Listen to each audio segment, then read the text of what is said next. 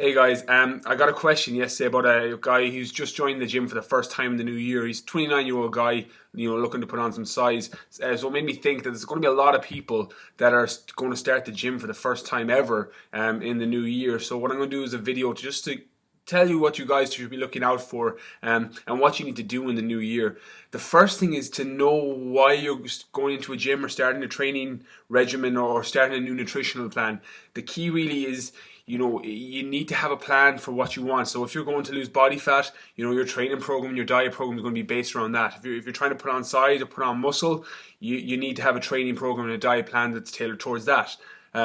So for example, the three most important things that you'll need to get right if you're just starting your first ever training program in the new year is selecting the right program. So if you're going in and you're trying to put on muscle, you need to be doing a training program where you're lifting heavier weights, working in that 8 to 10 range where you're failing at the 8 to 10th rep and stimulating maximum hypertrophy where you tear as many fibers as possible in a range that they're going to grow back bigger and stronger. On the other side of that, if you're looking to lose body fat, and stay toned and just kind of harden up a small bit, you want to be doing a lot more Metcon style stuff. So, metabolic conditioning work. So multi-joint movements, things like working legs together with shoulders, doing things like CrossFit style workouts where you're working for time, where you're working at a high rep range, the 25, 30 rep range, and you're doing metabolic conditioning. This is my favorite form of cardio because it keeps the muscle hard because you're still tearing loads of fibers. You're getting a massive metabolic spike from the fibers being torn. And you're getting fitter doing it, and your body gets better at utilizing fat for fuel in these Metcon style workouts because you burn through your glycogen, your stored carbohydrates so much faster. So really your training program needs to be geared towards what you want. If you're looking to lose body fat, go towards a Metcon high intensity style program. If you're looking to put on size, you're going to be more focused on heavier weight with good form, working in that 8 to 10 rep range. The second then is diet. Again, doesn't matter what your training program or what your goals are. You can go to the gym and spend the next 365 days in the gym. If you don't nail your diet, you're probably not going to see any change. It's so funny because I work with people, and every once in a while you'll get somebody who's like not following a diet. I just don't want to.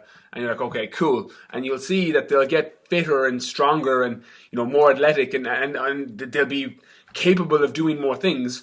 But actually the scales and your clothes and your body fat and stuff won't change unless your diet is nailed as well. And on the flip side of that, I've had people that are like, actually, do you know what, I'm only going to train the 1 or 2 days with you or one of your trainers and I'm just going to get my diet right. And they actually probably get more results in terms of aesthetic change because they're getting 1 or 2 really quality sessions in during the week and they're nailing their diet, the other 99% of the week. So really it's finding what you're doing. So if you're looking to put on size, make sure your calories are high. If you're someone that struggles, if you're one of these skinny people that really struggles to put on size, you need to have your carbohydrates so high so that you never actually tap into body fat when you're training. You want your glycogen stores full at all times. So you might have 400 or 500 grams of carbs in your diet, possibly more, depending if you're really carb sensitive or where you can handle a lot of carbs. The secret then as well for people trying to put on size is to make sure your fat is also high. Things like natural peanut butter, almond butter, olive oil, flaxseed oil, these things that are great sources of calories for eating a very little amount. Your calories need to be high.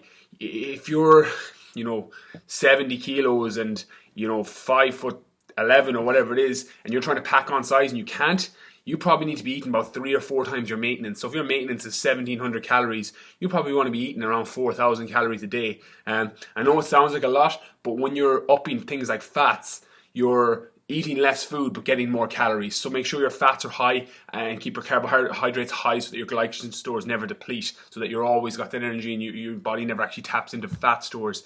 On the reverse side of that, if you're somebody that's looking to lose body fat, you need to be in a calorie deficit, or you need to be timing your macros so that your metabolism stays elevated but your carbohydrates remain low at times of the day when you're not insulin sensitive. So basically you're most insulin sensitive means the carbs you eat won't get stored as body fat first thing in the morning and post workout. As I said, the one change if you can make, if you subscribe to my newsletter, put your email in the comment section below. I'm sending out how to time your carbohydrates, to lose body fat. So it's in one of my tips that's going out tomorrow. But really, your carbohydrates there's no, I've talked about this in the post, it's, there's an essential fatty acids for your fats, there's essential amino acids for your protein, there's no essential carb. Your body can get by without it, but carbs are awesome. So really, it's learning to time them right. So first thing in the morning and post workout, is key for like somebody looking to lose for fat loss, and how to time their carbohydrates. Also keeping protein high so that your metabolism stays elevated through the day.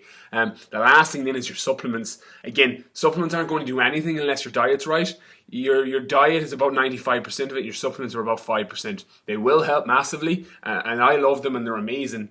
But if you don't have your diet right, there's no point wasting your money on supplements. Again, if you're trying to bulk up, focus on the big ones. A good protein.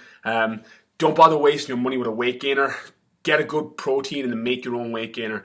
Add 200 grams of porridge oats and 3 or 4 tablespoons of peanut butter. And then stick with things like creatine. Creatine pulls water underneath the cell, so it allows you to lift more weight. So for example, if you are pressing 10 kilos for 10 reps, you start supplementing with creatine, the creatine pulls the water underneath the muscle, and now you're able to do 15 reps with that weight. Or alternatively, you can use a heavier weight to get to 10 reps, because that water is underneath the muscle and it's allowing it to be fuller and stronger, and giving you more push on each move.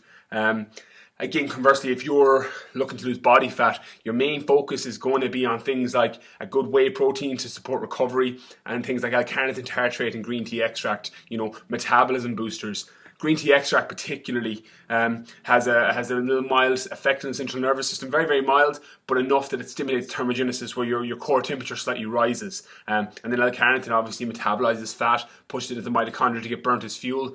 They're going to be your go-to supplements, So if you're bulking up, creatine and a good protein. If you're looking to cut down, whey protein and L-carnitine tartrate and some green tea extract. So hopefully, if you guys are starting just your first regimen in the new year, or even if you're not and you aren't too sure about how to diet and use your supplements, hopefully this video will support you. Please like and share the page. Tag anybody that's starting the gym in the new year, or anybody that's kind of a frequent gym goer that may find this video really resourceful. And I'll come at you guys when I get another question again.